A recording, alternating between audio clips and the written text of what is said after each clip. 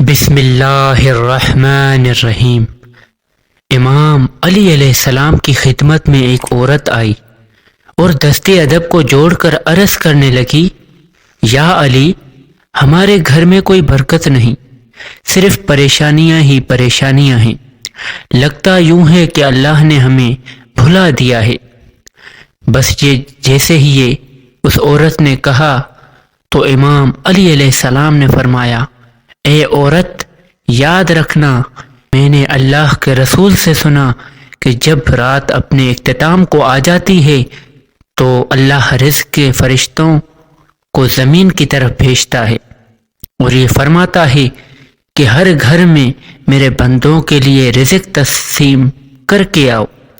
اور یوں اللہ کا رزق بانٹنے والے فرشتے اللہ کے بندوں کے گھروں میں گھومتے رہتے ہیں۔ لیکن افسوس تو یہ ہے جس گھر میں گھر کے افراد ایک دوسرے سے حسد کرتے ہیں، ایک دوسرے کے لیے برا سوچتے ہیں،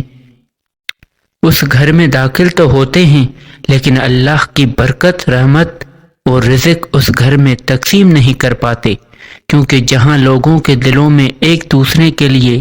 نفرت ہوتی ہے وہاں اللہ کی رحمت برس نہیں پاتی، اور یوں وہ گھر اور گھر والے اللہ کی رحمتوں سے محروم ہو جاتے ہیں۔ اے عورت، جاؤ اپنے گھر سے ایک دوسرے کے لیے نفرت اور حسد کو ختم کر دو،